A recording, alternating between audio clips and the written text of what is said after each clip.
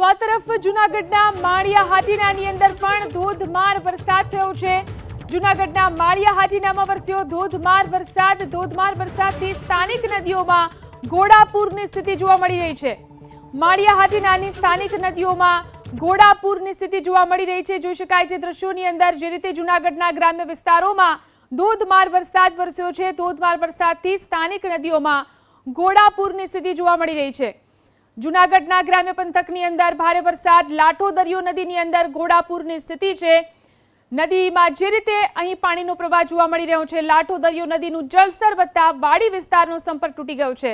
વાડી વિસ્તારમાં રહેતા લોકોને ગામ સાથે સંપર્ક તૂટી ગયો છે। જોઈ શકાય છે દ્રશ્યોની અંદર હાલ માળિયા હાટીનાની અંદર વરસાદે વિરામ લીધો છે, પરંતુ ભારે વરસાદને કારણે અહીં જળબંબાકારની સ્થિતિ છે। જૂનાગઢના માળિયા હાટીનાની અંદર ધોધમાર વરસાદ થયો છે। અહીં વરસાદને કારણે સ્થાનિક નદીઓમાં ઘોડાપૂરની સ્થિતિ જોવા મળી રહી છે।